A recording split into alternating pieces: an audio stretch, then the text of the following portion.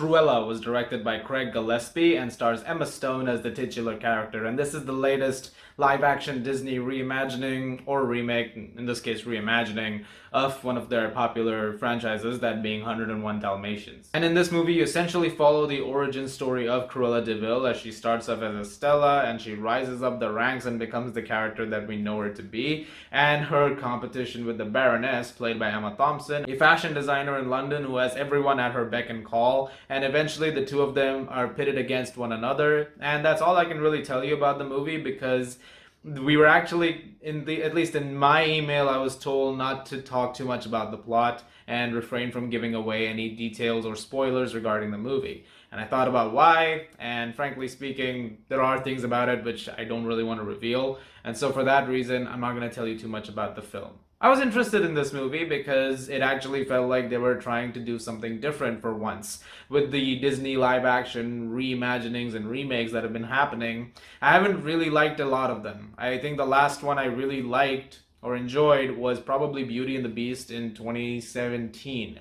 That was 4 years ago, and that was about 5 or 6 live-action remakes, reimaginings before. Ever since then, with Dumbo, Aladdin, Lion King, Maleficent 2, Mulan, all of those things, I really did not like them. And so I was not exactly, super pumped for this, but I was still vaguely interested. Which is why it surprised the hell out of me that I really had a great time with Cruella.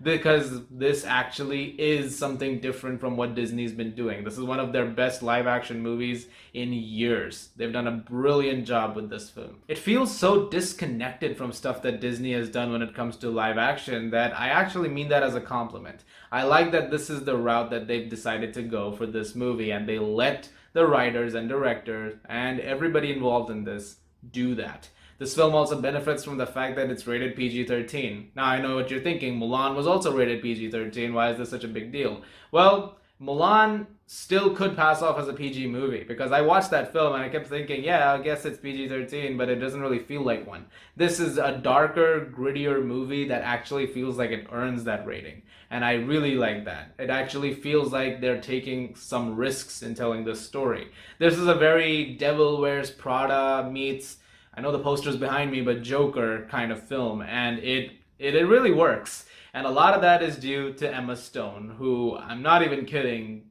gives one of the best performances of her career in this movie. She is phenomenal. Every scene with her is just scene stealing. She completely takes over the screen, and watching her as this character unfurl right in front of you is absolutely remarkable. There's actually a case to be made that this might be the best thing she's ever done, which is saying something, because she has a myriad of amazing performances, but she's so fucking good in this movie. Like, that's how good she is. But not to be discounted is Emma Thompson, who is also remarkable. And you're going to see a lot of posts over the next few days of Emma versus Emma, like who's the better person in this movie. And both of them are remarkable actresses, and both of them do a remarkable job. And both of them absolutely chew the scenery whenever you see them. In fact, there's a couple of scenes where, of course, they're both face to face, and it's just, you're trying to figure out who's got, more control of the scene in terms of, performances as compared to the others. Although it is all in good, in good show, good faith.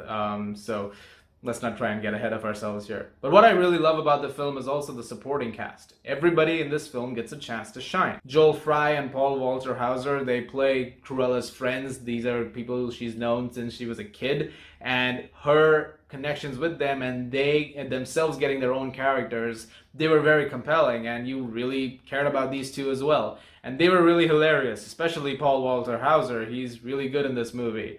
And even when it comes to the other side of things, with Emma Thompson, with Mark Strong, and with the other cast members involved over there, you get a really great dynamic. And I really love that. The film gives all of the characters in it, all the major characters in it, a great chance to shine, and I thought that was very, very good. The film is also visually wonderful, and the costume designs in it are probably going to be Oscar nominated. They are exquisite. The film really hones in on that idea, of course, of fashion, and it really doubles down on making things look as glamorous as possible, especially as the film progresses and Estella eventually rises to become Cruella, and the kind of outfits and transformations that she's going through in the fashion sense they are really worth remarking upon. And the work done here is magnificent. In the art direction, there are certain scenes just with that gothic dark vibe to them that are really, really well executed. The musical score by Nicholas Brittle, fantastic. There's a great song choice too. There's a lot of great music in this movie. The soundtrack album is stocked. There is one needle drop though, which I feel like is going to bother a lot of people. When I heard it too, I was like, of course it's in here. Of course it is. I don't even have to say what song it is. You can take a guess and you'll probably get it right on the first try. But it worked. My thing with needle drops is even if it's very obvious, is like if it's working, like if it's something that fits and it's a good song, I don't necessarily mind it.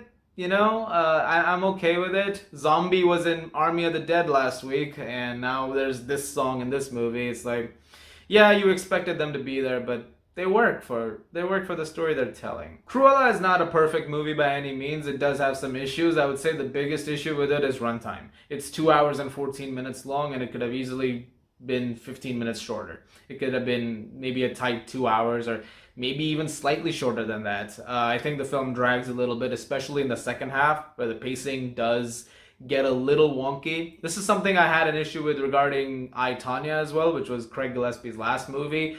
Same feeling about that. I was like, oh, this is a very kinetic, really, awesome first half, and then the second half, gets a little dragged out.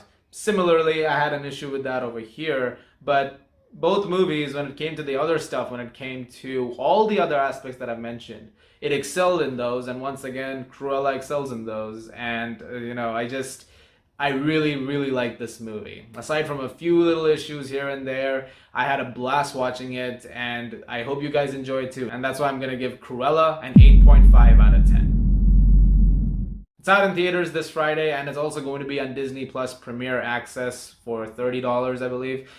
It's crazy. Guys, thank you very much for watching. Look forward to more reviews very soon, and let me know what you guys think of Cruella. As always, if you like this, please do subscribe, and I'll see you guys at the movies.